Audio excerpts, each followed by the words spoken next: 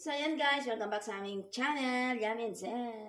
Guys, namili ako kanina ng gulay. Abay, sobrang mahal pala dito ng gulay. Grabe. Ito, hindi ko alam kung ilang kilo ito. Itong talong na ito, gusto ko kasi ng pinakbet. Tayo magluluto ng pinakbet bukas. Ayan, ewan ko ilang kilo ito. Siguro mga nasa 1 kilo ito. Mahal pala ng gulay. Yan. Yan, mga nasa 1 kilo ito. Ito yung pinagbayaran ko lahat nito ay para nasa 300 plus. Ito lang. Tapos 2 ampalaya na malalaki. Yan, lalagyan ko siya ng pinakbit. Wala kasing ampalaya na maliliit eh. Diba sa amin kasi sa Pangasinan, maliliit ang nilalagay. Nandito tayo sa wala naman silang maliliit. Ayan. Kaya lalagyan natin ito. Itong isa, ititira natin, pang gulay natin, lalagyan natin. Igigisa natin sa itlog. Ayan, 2. Aking sinasalansan dito kasi puno yung ref, kaya dito muna siya sa labas. Lulutuin din naman natin siya hanggang bukas.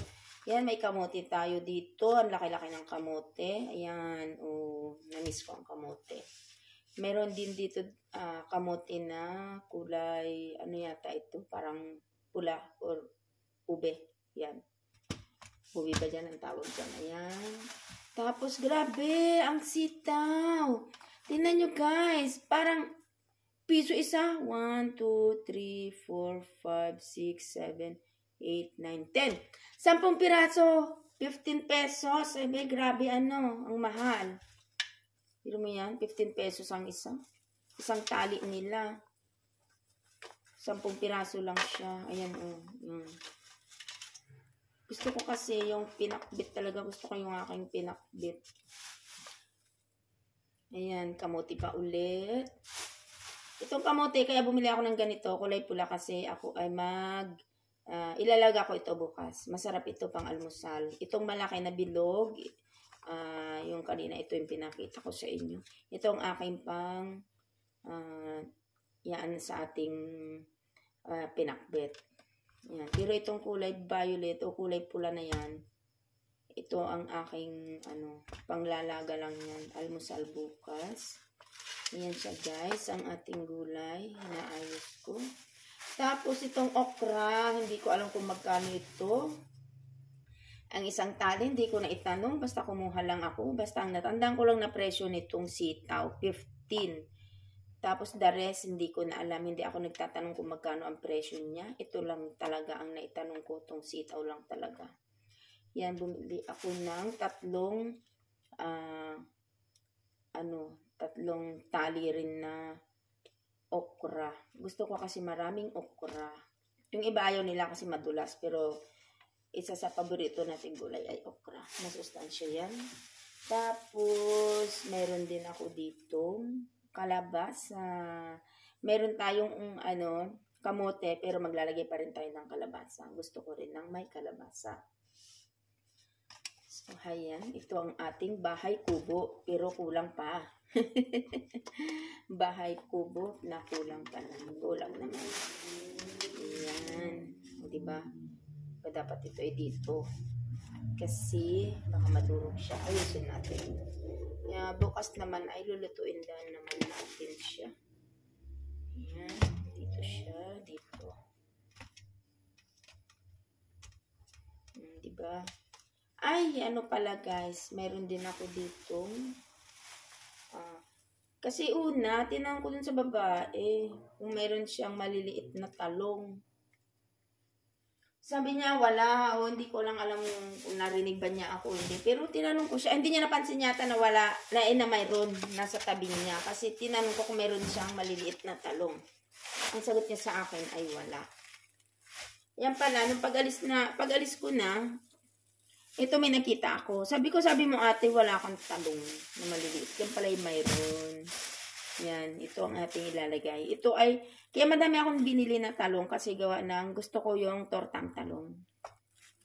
Magtutorta tayo ng talong, pang almusal, ganun. Yan. Ang ating pang pinakbit na gulay. Hindi ko sure kung maipapakita ko sa inyo kung paano ako magpinakbit ng gusto ko kasi yung pinakbit na pinakbit talaga na ano, yung lasang-lasa mo talaga yung bagoong siya. Hindi naman maalat syempre. Ayan ang ating gulay. Bukas ito ang ating lulutuin. Gaganda. Fresh naman siya. Basta ang alam ko na binayaran ko dito ay 300 plus. Almost 400 na po siya. Yan lang. Wala pa yung isasahog natin dyan na bangus. Or chicken. Bala na bukas kung ako mag-iihaw ng bangus. Or ako ba ay igigisa ko na lang siya sa yung manok. Parang gusto ko yung may manok. Ayan guys, ang ating gulay. Maganda. Ito, bumili yung aking hipag naman ng itlog. Ayan, itlog na. Iba yung kulay niya. Kulay brown. Ayan. Pero may itlog pa kami dyan. Ayan ko, isang tray yata ito ay nasa 200 to 40 to 30. Basta mga ganun. Hindi ko matandaan kung magkano. Or 150. Kasi yung nagtitinda nito, wala pang 200 to guys. Isang tray. Oo, wala pang 300. Ay, wala pang 200 dito. Alam ko wala pang 200 kasi yung pinagkukuhanan namin dito ay wala namang hindi naman iba. Kaya yan, ang ating ito torta. Pag nagisa tayo ng ating ito, ampalaya. Lagyan natin ng itlog. Ayan ang aking gulay na makulay. Ako hindi pa tapos nagligpit, kaya ako nagliligpit. So, ayan guys. Thank you so much for watching. Ayan, aking share lang ang aking araw ngayon. Ngayon pala ay Friday ba? Ano ba ngayon? Sabado. Ngayong araw ay Sabado, guys. Ayan, shinare ko lang ang aking pinamili kanina. Tapos bumili rin ako namili ako ng bangus, namili ako ng dalagang bukid, namili rin ako ng yung pusit na maliliit. Ano pa ba yung pinamili ko kanina?